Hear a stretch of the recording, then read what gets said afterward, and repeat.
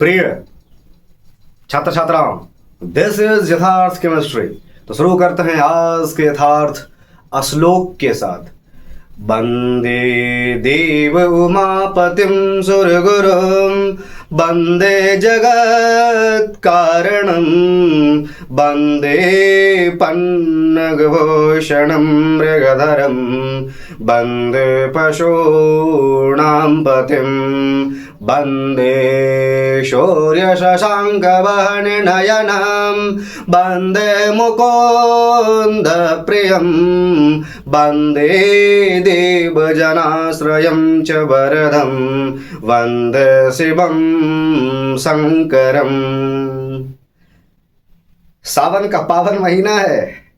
आप सभी लोग जो है भगवान शिव की आराधना कर रहे होंगे, और अगर आप अपने एग्ज़ाम में, चाहे वो बोर्ड एग्ज़ाम हो, चाहे वो आपका मेंस का हो, चाहे वो आपका नीट का हो, कोई सा भी एग्ज़ाम हो, उस एग्ज़ाम में अगर अच्छा नंबर स्कोर करना है, चाहे आप डीमोटिवेटेड महसूस कर रहे हो, चाहे आप एग्जामिनेशन हॉल में अगर डीमोटिवेटेड महसूस करेंगे, तो सबसे पहला आपके लिए आसान चैप्टर, जिसमें कि आप उस क्वेश्चन को बनाने के बाद में आपका मार्क्स बढ़ेगा, मार्क्स बढ़ेगा, मार्क्स बढ़ेगा, और आपका कॉन्फिडेंस लेवल आसमान पर होगा।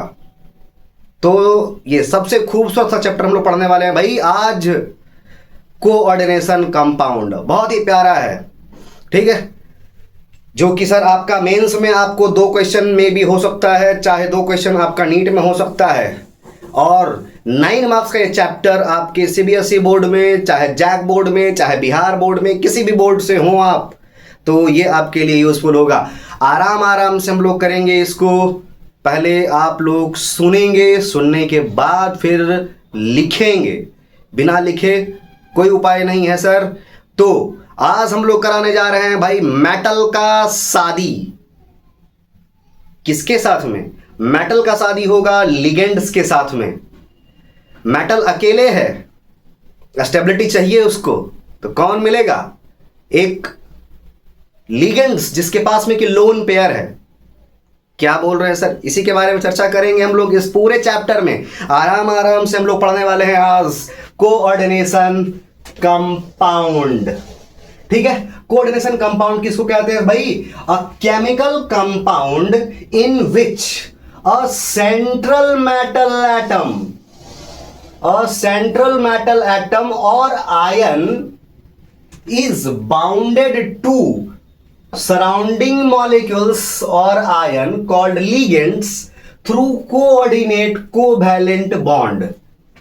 सर इतना बात समझ में हमको नहीं आया, कोई बात नहीं, अब समझो भाई। तुम्हारे पास में एक कोई एलिमेंट है जिसको कि हम लोग बोले कोबाल्ट, ठीक है। इसके पास में आया NH3 अमोनिया जिसको बोले। ये बात तुमको बचपन से पता है कि अमोनिया के पास में लोन पेयर होगा, मतलब उसके पास में एक पेयर ऐसा होगा जो कि सेंट्रल मेटल एटम मतलब कोबाल्ट को डोनेट करेगा। हम इसको सेंट्रल मेटल एटम बोल रहे हैं। क्या होता है नहीं होता इसके बारे में हम लोग आगे जाके चर्चा करेंगे। बहुत ही आराम आराम से समझना है। देखो हम यहां पे इसको पहले देखें, NH3 वैलेंसी इसका सर 5 है ना आपका। बाहर में आपका सॉरी आपके बाहर में 2 और 5 करेंगे तो 5 इसके पास में है, तो 3 तो हाइड्रोजन के साथ में चला गया, 2 बचा। यही आपका है सर इसका लोन पेयर, और यही लोन पेयर जो है इसके साथ में डोनेट होगा, ठीक है। तो ये जो लोन पेयर जिसके पास में होता है उसी को हम लोग बोलते हैं लिगेंड्स, और जिसको डोनेट करेगा वो आपका मेन मेटल है, उसी को हम लोग बोलते हैं सेंट्रल मेटल एटम, ठीक है। तो ये मान लो तुम्हारे पास में NH3 कितना है 6 है, और Cl3 ऐसे लिख लिए हैं हम। इसी को बोलते हैं कोऑर्डिनेशन कंपाउंड। फिर से समझिएगा सर क्या है कहानी। देखो एक ऐसा मेटल जो कि तुम्हारा जो लोन पेयर डोनेट करेगा उसी को हम लोग बोलेंगे coordination compound. Means metal plus ligands जब आपस में हो तो इसी को बोलेंगे हम लोग कोऑर्डिनेशन कंपाउंड। मेटल के नाम पे हम लोग यूज करते हैं generally D block element. D block का लेक्चर आप लोग आराम आराम से देख लीजिएगा सर, बहुत ही छोटा छोटा लेक्चर बनाया हुआ है, ठीक है। तो ये जो है सर आपका मेटल है, और मेटल के साथ में आ गया लिगेंड्स, जिसके पास में क्या होगा, लोन पेयर, और यही कंपाउंड जो है कहलाता है सर आपका कोऑर्डिनेशन कंपाउंड, ठीक है। Means a compound which is directly attached to the ligands, एक ऐसा प्रकार का एलिमेंट, मॉलिक्यूल और आयन जो कि अपना लोन पेयर डोनेट कर रहा है सेंट्रल मेटल एटम को चाहे आयन को। यही है सर आपका कोऑर्डिनेशन कंपाउंड। धीरे धीरे करके हम लोग समझेंगे, आराम से, टेंशन नहीं लेना है। जैसे कि देखो दूसरा चीज हम समझाते हैं, दूसरा एग्जांपल, जैसे कि तुम मान लो कि तुम्हारे पास में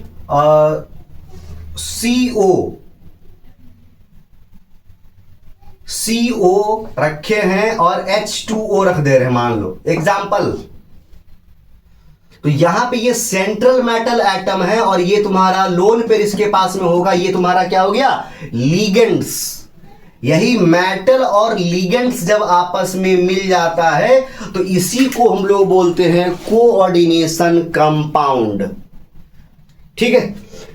कोऑर्डिनेशन कंपाउंड ये आपका one of the most challenging area है, most challenging area of modern inorganic chemistry.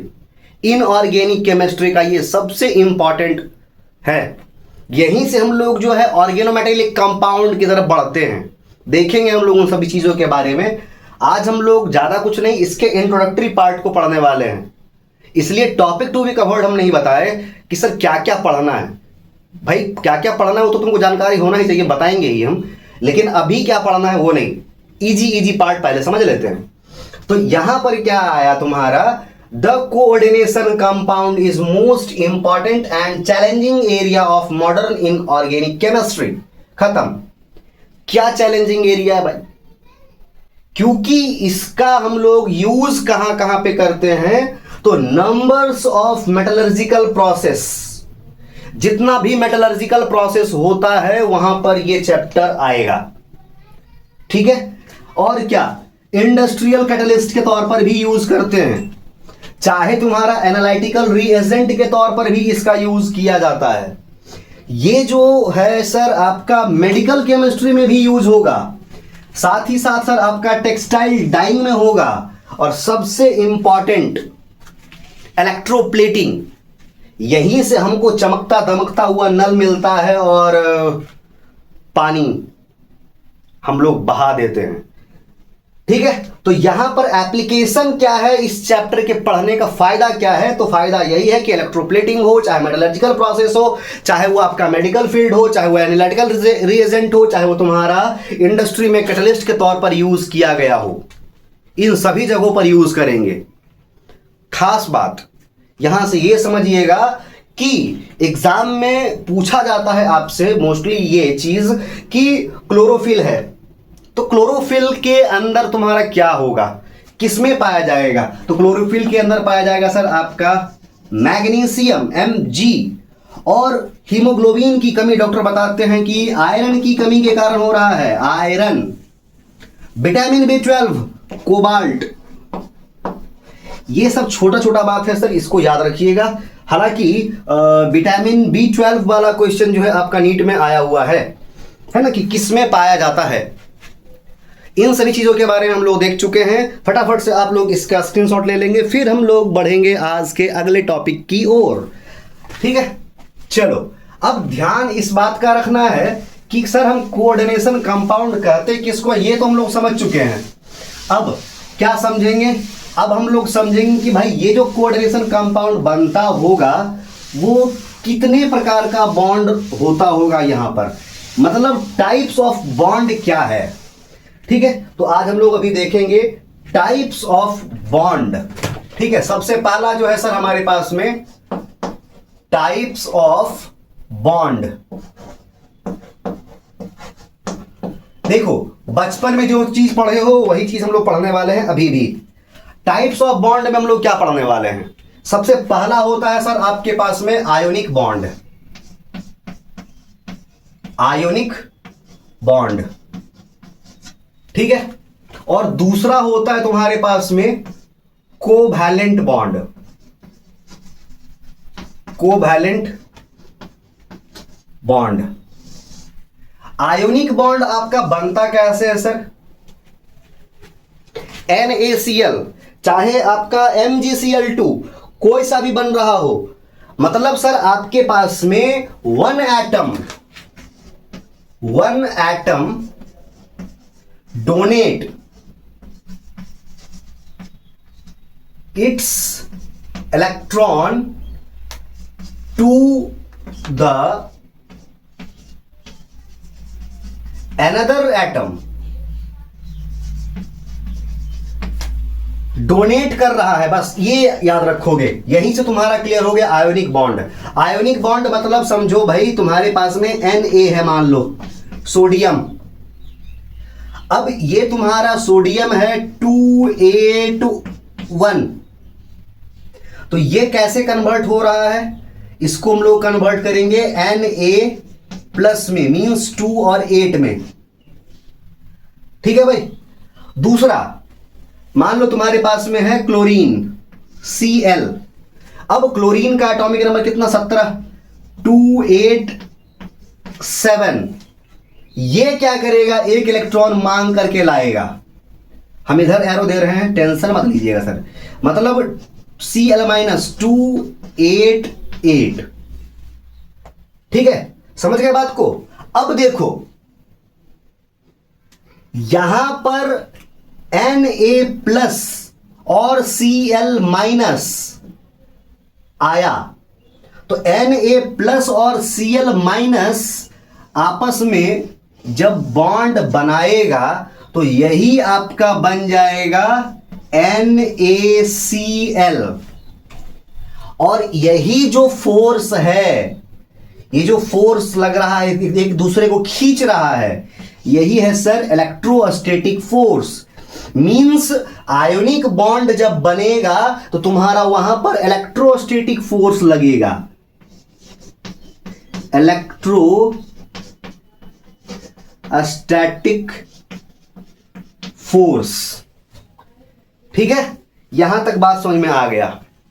तुम कोई सा भी ले सकते हो भाई एग्जाम्पल, जैसे एग्जाम्पल हम दूसरा ले लें, दूसरा एग्जाम्पल Mg,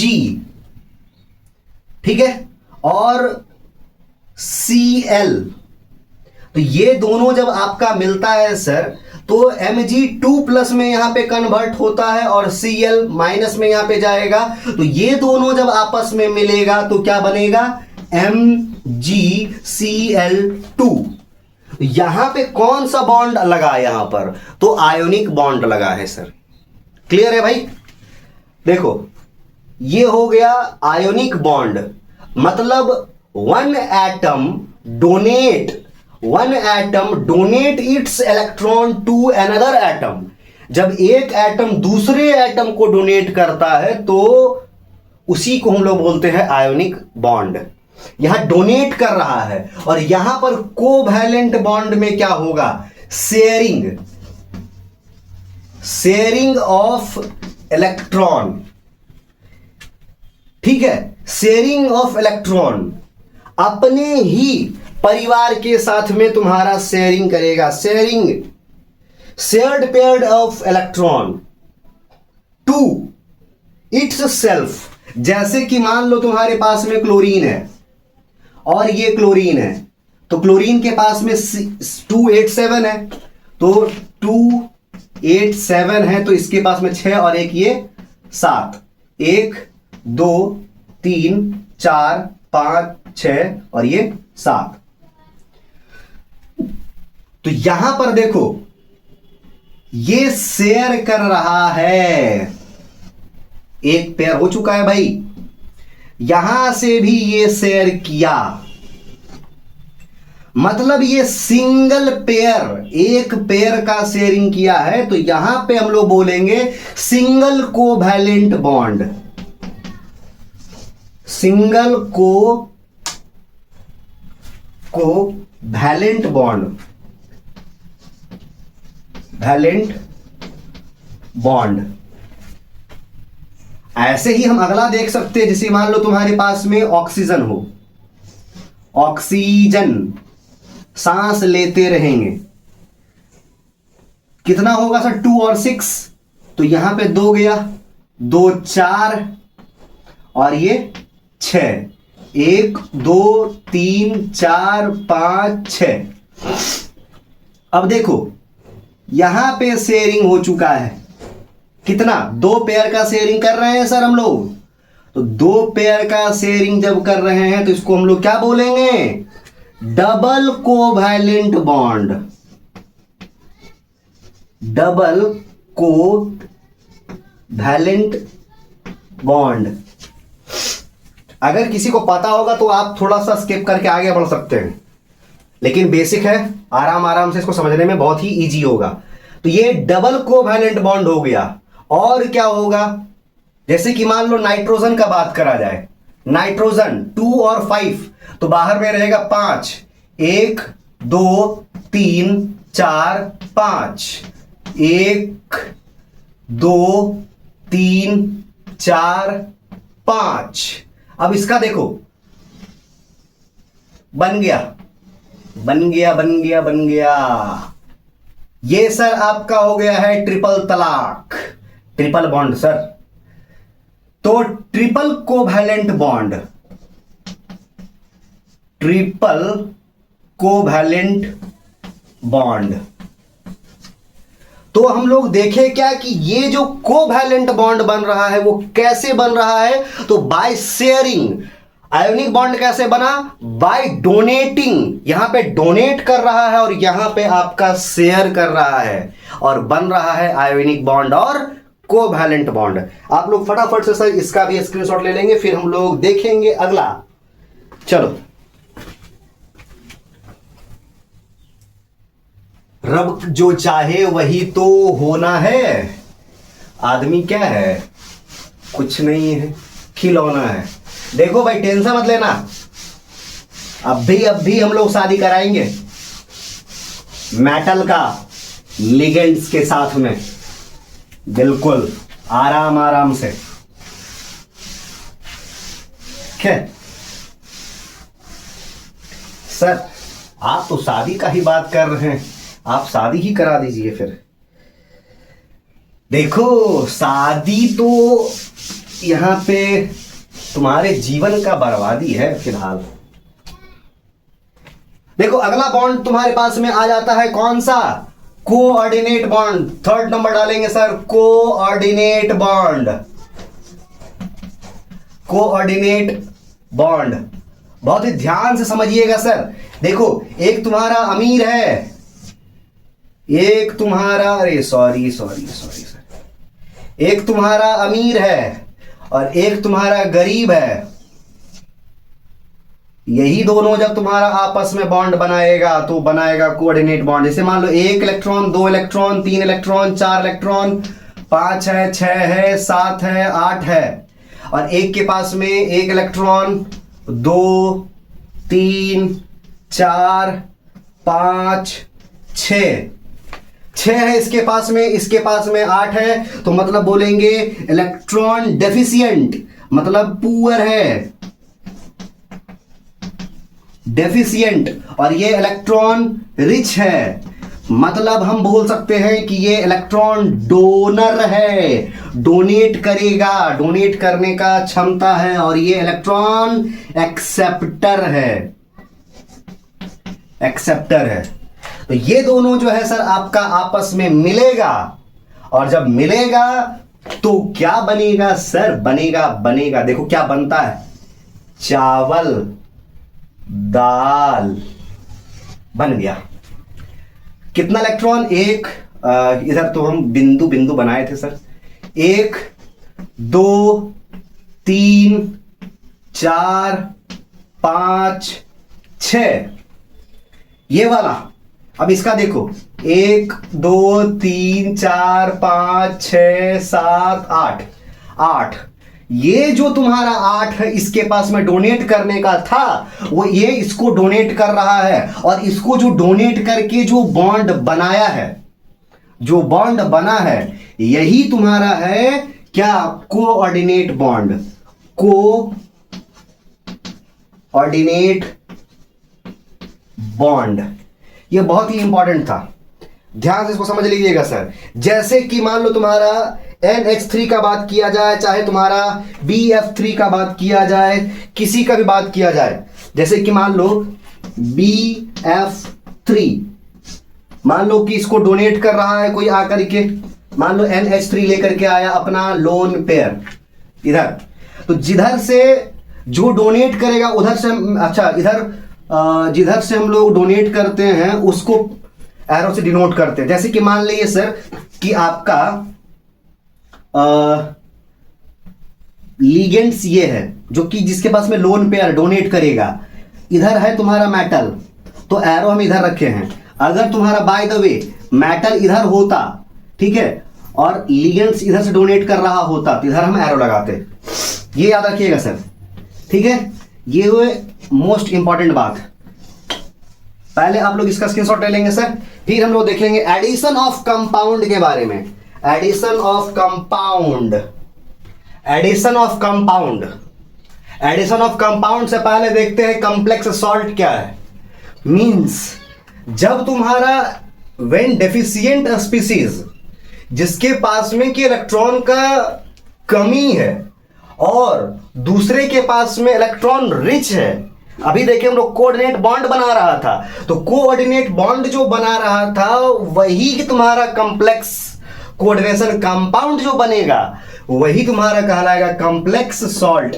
भाई देखो, लिगेंड्स के पास में तुम्हारा क्या है? इलेक्ट्रॉन रिच है, ये इलेक्ट्रॉन डोनर है, ये इलेक्ट्रॉन रिच है ये, और यही इलेक्ट्रॉन जो है डोनेट किया है इस मेटल को, ये इलेक्ट्रॉन एक्सेप्टर है, मतलब इलेक्ट्रॉन डेफिशिएंट था, ये इलेक्ट्रॉन डेफिशिएंट है और इसको डोनेट किया, यही कॉम्प्लेक्स जो बनेगा तुम्हारा कहलाएगा क्या? Coordination compound. Means electron donor इसको बोल रहे हैं, इससे पहले भी लिख चुके हैं भाई, इलेक्ट्रॉन डोनर है ये और ये इलेक्ट्रॉन एक्सेप्टर है।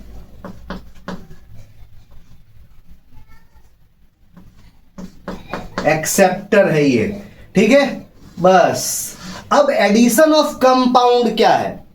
जब तुम्हारा दो सॉल्ट आपस में फ्यूज करता हो, when two salt fuses with each other, आपस में फ्यूज कर रहा है, मिल रहा है, किसमें? In a definite proportion is called addition of compound. भाई दो को सॉल्ट आपस में मिलेगा, उसी को बोलेंगे एडिशन, ठीक है।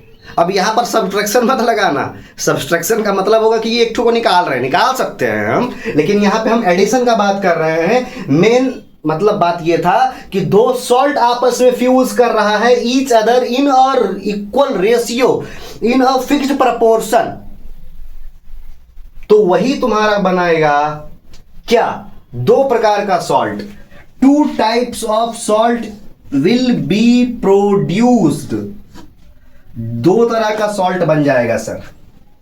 एक तुम्हारा बनेगा कॉम्प्लेक्स सॉल्ट और एक बनेगा तुम्हारा डबल सॉल्ट। कॉम्प्लेक्स सॉल्ट क्या है? अभी जो हम लोग लिख रहे थे, जैसे CONH3(6)Cl3, ये तुम्हारा क्या है? कॉम्प्लेक्स सॉल्ट है। K4FeCN6, ये क्या है? कॉम्प्लेक्स सॉल्ट है। और क्या लिख सकते हैं हम लोग? कुछ भी लिखो भाई, कुछ भी लिखो, NiCl4, इस पे चार्ज भी आ जाएगा 2-। ये सब जो है तुम्हारे पास में क्या है? कॉम्प्लेक्स सॉल्ट है ये। जहां कि ये तुम्हारा आयोनाइजेबल होगा, ये नॉन आयोनाइजेबल होगा। आगे अभी इसी के बारे में चर्चा करेंगे हम लोग, टेंशन ना लो। डबल सॉल्ट क्या होता है? जब तुम्हारा दो ठो सॉल्ट आपस में आकर के मिल रहा हो, जैसे हम देख सकते हैं K2SO4 एक सॉल्ट है, पोटासियम सल्फेट, मिला दे रहे हैं किसके साथ में? K2SO4Al2SO4 होल 3, ये एक सॉल्ट हो गया। एल्युमिनियम का सॉल्ट, ये पोटेशियम का सॉल्ट, दोनों सॉल्ट आपस में मिल रहा है। कितना पानी के साथ में? 24 मॉलिक्यूल ऑफ वाटर के साथ में। K2SO4Al2SO4 होल 3.24H2O, और यही तुम्हारा सॉल्ट जो है कहलाता है सर पोटास एलम। इसी का हम लोग यूज करके पानी को क्लीन भी करते हैं, वाटर के हार्डनेस को रिमूव करने के लिए। चाहे तुम्हारा दाढ़ी वाढ़ी बनाते हैं उसमें भी काम आ ही जाता है। एक हो गया सर। दूसरा हो सकता है क्या हमारे पास में? KCl MgCl2 पोटेशियम क्लोराइड और मैग्नीशियम क्लोराइड का सॉल्ट जब आपस में फ्यूज करता है in the presence of 6 molecule of पानी, तो ये तुम्हारा जो सॉल्ट कहलाता है, इसको हम लोग बोलते हैं कार्नेलाइट। कार्नेलाइट बहुत ही प्यारा सॉल्ट है, नाम याद रखना, भाइभा में ये पूछा जाता है। ठीक है, एक और इसमें क्या ऐड किया जा सकता है सर? एक और लिख लेते हैं हम लोग, तीसरा FeSO4 NH4 होल 2 6H2O, और ये जो सॉल्ट है तुम्हारा कहलाता है क्या? Mohr's salt. Mohr's salt. These are the example of double salt. Clear है? तो ये जो है सर आपका दो प्रकार, एडिशन ऑफ कंपाउंड करने के बाद हमको दो चीज मिला। क्या मिला? एक डबल सॉल्ट मिला, एक कॉम्प्लेक्स सॉल्ट मिला। कॉम्प्लेक्स सॉल्ट वो है जो तुम्हारा डब्बा के अंदर में बंद है, लग रहा होगा बिग ब्रैकेट के अंदर में बंद है, और जो तुम्हारा सिंपली आराम से डिसोसिएट होगा वही तुम्हारा है डबल सॉल्ट, जहां के दो सॉल्ट को आपस में मिला दे रहे हैं पानी के प्रेजेंस में। बस ये अभी हम लोग देखते हैं, इसको आप लोग पहले लिख लीजिए सर, स्क्रीनशॉट इसका ले लेंगे, फिर हम लोग देखेंगे तुम्हारा कि डबल सॉल्ट और कॉम्प्लेक्स सॉल्ट क्या होता है आराम से। ठीक है, डबल सॉल्ट क्या होता है सर? ये वही सॉल्ट होता है जिसको हम लोग खाते नहीं हैं, सिर्फ पकाते हैं। देखो, डबल सॉल्ट और कॉम्प्लेक्स सॉल्ट का डिफरेंस तुमको थोड़ा सा पता होना चाहिए, अन्यथा थोड़ा सा तो नुकसान हो ही जाता है। बोर्ड एग्जाम में ये थोड़ा इंपॉर्टेंट होता है, आगे भी तुम्हारा कभी कभी, क्योंकि तुम्हारा डाइट जो है ना बीएससी नर्सिंग वगैरह के एग्जाम में डाइट फॉर्मूला ही पूछ लेता है। ठीक है, इसलिए फॉर्मूला जरूर से जरूर याद रखोगे। अब देखते हैं डबल सॉल्ट, डबल साल्ट नमक, कॉम्प्लेक्स, कॉम्प्लेक्स साल्ट हो गया। सर डबल सॉल्ट किसको बोलते हैं? पहला बात, when two salt, when two salt fuses to each other in equal ratio, same ratio में बन रहा है मिल करके, तो बनेगा डबल सॉल्ट। और यहां पे हो जाएगा कि सर अनइक्वल रेशियो में फ्यूज कर रहा है, when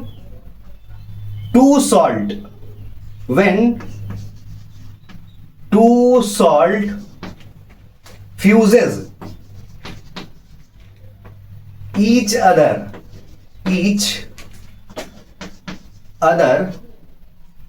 in unequal ratio,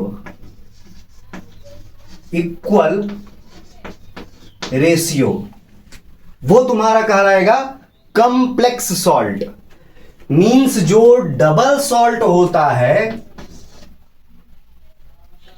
उसमें डिसोसिएशन होगा, dissociation will takes place, dissociation will take place.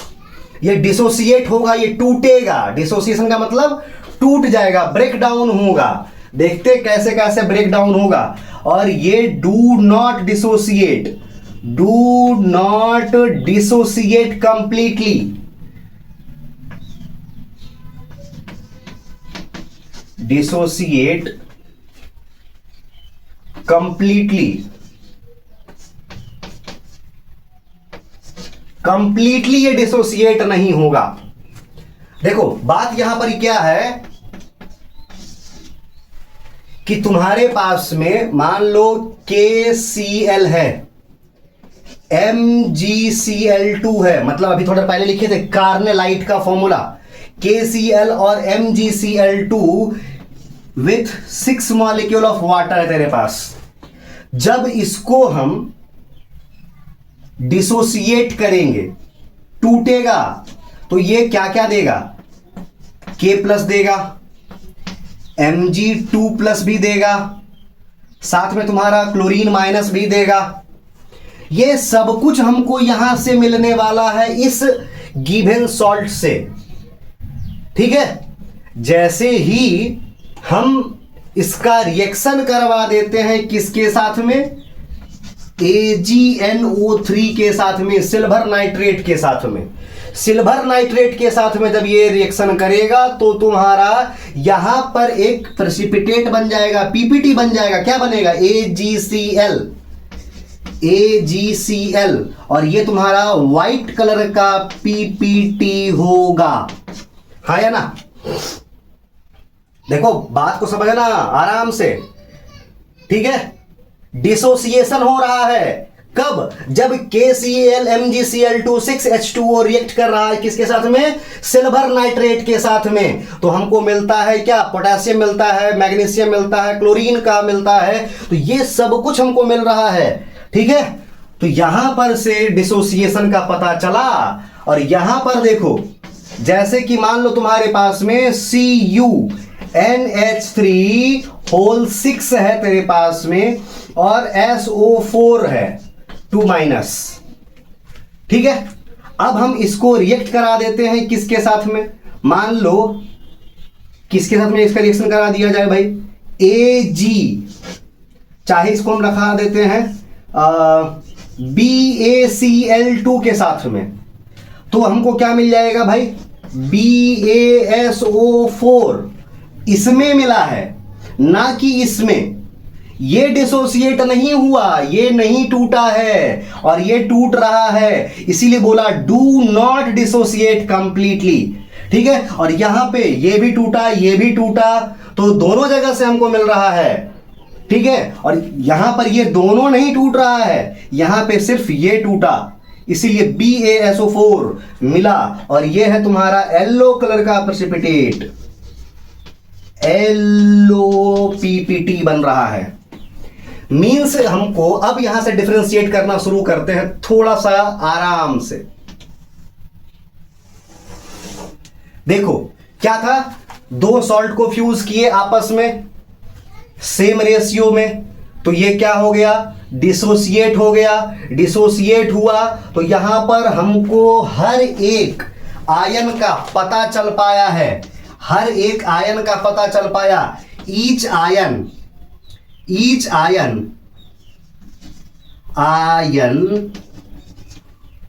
Gives its test, ये अपना टेस्ट बता रहा है, अपना क्या किया, आइडेंटिटी को लूज कर दिया है। दीज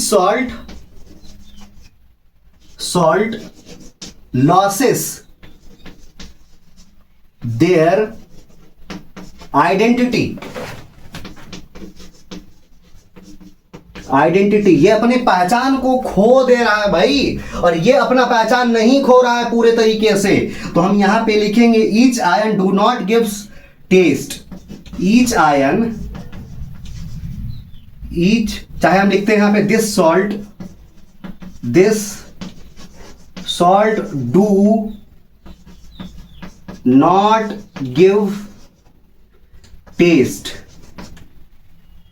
और ये जब टेस्ट नहीं देता है तो ये अपने आइडेंटिटी को भी लूज नहीं करता है। It do not losses their identity. ये अपने आइडेंटिटी को लॉस नहीं करता है। और ये जो सॉल्ट होता है तुम्हारा दोनों ही फॉर्म में पाया जा सकता है, दोनों ही फॉर्म में पाया जा सकता है। कहने का मतलब क्या हुआ कि लिक्विड के भी फॉर्म में पाया जाएगा, मतलब सॉल्यूशन के फॉर्म में पाया जाएगा। Can complex salt can be found in liquid form. और यहां पे जो है सर आपका डबल सॉल्ट जो होगा, इसमें आप छठा पॉइंट हम इधर लिख दे रहे हैं, ठीक है, छठा पॉइंट जो है इधर लिख दे रहे हैं कि double salt are found in crystal form. ये सर आपका क्रिस्टलाइन सॉलिड होता है, ठीक है। This is the basic difference between double salt and complex salt. बहुत ही प्यार से कर लीजिएगा सर, 3 मार्क्स में मे भी आपका किस्मत चमक जाए, ठीक है। फटाफट से आप लोग इसका लिखेंगे, स्क्रीनशॉट ले लीजिए सर, फिर हम लोग बढ़ेंगे आगे की ओर। डबल सॉल्ट के बाद और कॉम्प्लेक्स सॉल्ट के बाद हम लोग देखने जा रहे हैं तुम्हारा some important terms of coordination compound. इस चैप्टर में यूज किया जाने वाला कुछ इंपॉर्टेंट टर्म्स है जिसको कि आपको दिमाग में रखना है। पहला बात क्या है सर, कोऑर्डिनेशन कंपाउंड, फिर से समझेंगे। Coordination compound contain a central metal atom, जो कि तुम्हारा क्या होगा, cation, central metal atom cation, which is coordinated with suitable number of anion और न्यूट्रल मॉलिक्यूल्स कॉल्ड लिगेंड्स। भाई लिगेंड्स का हम डेफिनेशन देखेंगे आराम से, अच्छे तरीके से। लिगेंड्स क्या होता है, कितने प्रकार का होता है, ये सारा कुछ देखेंगे। बस ये समझना कि तुम्हारा कोऑर्डिनेशन कंपाउंड क्या है कि सेंट्रल मेटल एटम होगा, उसके साथ में एक लिगेंड्स होगा जो कि कुछ संख्या में होगा और बन जाएगा तुम्हारा कोऑर्डिनेशन कंपाउंड, ठीक है। ये याद रखोगे। अगला बात क्या बोलता है कि ये जो कोऑर्डिनेशन कंपाउंड बनेगा, दे मे बी पॉजिटिवली चार्ज्ड और नेगेटिवली चार्ज्ड और मे बी न्यूट्रल स्पीसीज। मतलब ये तुम्हारा पॉजिटिव भी होगा, ये तुम्हारा निगेटिव भी हो सकता है और ये तुम्हारा न्यूट्रल भी हो सकता है, ठीक है। अगला बात क्या है भाई, कोऑर्डिनेशन एंटिटी। कोऑर्डिनेशन एंटिटीज किसको कहते हैं, it is constitute of central metal और एटम और ion bounded with fixed number of ion और मॉलिक्यूल। भाई एक ही बात को 4 बार लिख रहे हैं हम, ठीक है। पहले इसको आराम से लिख लोगे, एक बार हम स्क्रीनशॉट मारने के लिए बोल देते हैं थोड़ी देर के बाद। तो CuNH3 होल 4 एक फिक्स्ड नंबर है सर, SO4 +2 और +2 और ये -2 में ही टूटता है, ठीक है। ये फिक्स्ड है, इसी एंटिटी को हम लोग बोलेंगे कोऑर्डिनेशन एंटिटीज। आगे जाकर के सर सेंट्रल मेटल एटम किसको कहते हैं, तो in a coordination entity the atom और ion to which a fixed number of ion or group are bounded in a definite geometrical arrangement around it। मतलब arrangement तो यही है यहीं पे, इसी को हम लोग बोलते हैं सर सेंट्रल मेटल एटम। हालांकि आपसे डेफिनेशन नहीं पूछा जाता, आप सिर्फ याद रखेंगे, उसको समझेंगे। ठीक है, इसके बाद एक टर्म आ जाता है सर आपका लिगेंड्स। ठीक है, लिगेंड्स किसको बोलते हैं, तो आप इसका पहले स्क्रीनशॉट ले लेंगे, उसके बाद हम इसके बारे में डिस्कस करते हैं थोड़ा सा। सर ज्यादा टेंशन नहीं लेना है ना, आराम आराम से हम लोग करेंगे। देखो हम इसको एक बार अच्छे तरीके से थोड़ा सा समझा देते हैं, नहीं तो ये डेफिनेशन लिखा हुआ था।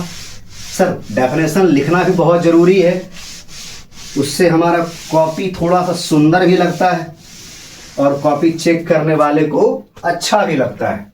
खैर देखो, ये है तुम्हारे पास में CO NH3 होल 6 और ये है सर आपका SO4। CO 2 प्लस में टूटता है, SO4 2 माइनस में टूटता है। सर यहां पर जो है ये वाला जो पार्ट है आपका, ये आयोनाइज होगा, आयोनाइजेबल स्फीयर इसको बोला जाता है, आयोनाइजेबल स्फीयर। चाहे ये लड़ने के लिए जा रहा है तुम्हारा, फाइट करेगा यही जाकर के आगे, इसीलिए इसको बोलेंगे काउंटर आयन। काउंटर आयन भी इसका एक नाम होता है। ये जो है तुम्हारे पास में इलेक्ट्रॉन रिच, इसी को हम लोग बोलते हैं लिगेंड्स। ये होता है तुम्हारा इलेक्ट्रॉन रिच, मतलब यही तो डोनेट कर रहा है ना सेंट्रल मेटल एटम को। यह है तुम्हारा क्या, सेंट्रल मेटल एटम। और ये पूरे स्फीयर को हम लोग बोलेंगे क्या, आयोनाइजेबल ये है, तो ये हो गया तुम्हारा नॉन आयोनाइजेबल स्फीयर। क्या हो जाएगा सर, नॉन आयोनाइजेबल स्फीयर। और क्या होगा सर, नॉन आयोनाइजेबल स्फीयर है, साथ में ये जो संख्या है जितना डोनेट हो रहा है, इसी को हम लोग बोलेंगे coordination number. Coordination number, clear है सभी को, कोऑर्डिनेशन नंबर। इसको देखो नॉन आयोनाइजेबल स्फीयर बोलते हैं, चाहे तुम्हारा कोऑर्डिनेट एंटिटी था तो कोऑर्डिनेट स्फीयर भी बोलते हैं, कोऑर्डिनेट स्फीयर। ये सारा कुछ यहां पे तुम्हारे पास में है। इसका अगर स्ट्रक्चर ड्रॉ करने के लिए बोला जाए तो कैसे ड्रॉ करेंगे, CO 1 2 3 4 5 6 ऐसे करोगे, नहीं, हम लोग इसको कैसे करते हैं, ऐसे करेंगे, ऐसे CO NH3 NH3 NH3 NH3। भाई हर बार हम N को इधर पहले क्यों रख रहे हैं, क्योंकि नाइट्रोजन ही है जो कि अपना लोन पेयर डोनेट करता है। ठीक है, NH3 ये हो गया सर आपका NH3। अब इसको जो है बॉक्स के अंदर बंद कर दो, डब्बा के अंदर बंद हो गया, तो ये तुम्हारा बन गया क्या, कोऑर्डिनेट स्फीयर। और ये SO4 2 माइनस जो है ये लड़ने के लिए जाएगा बाहर, ये है तुम्हारा काउंटर आयन। ठीक है, तो ये बाहर रहेगा। इस प्रकार से हम लोग इसको रिप्रेजेंट करते हैं, आराम से देखेंगे सर। ठीक है, आज हम लोग देखें क्या कि कोऑर्डिनेशन कंपाउंड कहते किसको हैं, कितने प्रकार का बॉन्ड होता है, आयोनिक बॉन्ड, कोवैलेंट बॉन्ड और कोऑर्डिनेट बॉन्ड। कोऑर्डिनेशन कंपाउंड का कहाँ कहाँ पे यूज होता है, एप्लीकेशन क्या था वो देखें हम लोग, और कुछ इंपॉर्टेंट टर्म उससे रिलेटेड। ये रहा डबल सॉल्ट और कॉम्प्लेक्स सॉल्ट का डिफरेंस देखे। डबल सॉल्ट आपको 3 बताया गया, जिसमें कि आपका पोटासियम फॉर्मूला याद होना चाहिए, भाइभा में आपका पूछा जाएगा। ठीक है, कि M/40 का सॉल्यूशन बना रहे हैं मोर सॉल्ट का और ये वो फलाना ढिमाका। इसलिए सर आप लोग इसको अच्छे तरीके से देखिएगा, ठीक है। इसी के साथ सर आज का हमारा समाचार समाप्त होता है, फिर मिलेंगे नए समाचार के साथ। आज तक के लिए सिर्फ इतना ही। लेक्चर नंबर 2 का इंतजार करते रहेंगे। बहुत बहुत धन्यवाद, बहुत बहुत प्यार।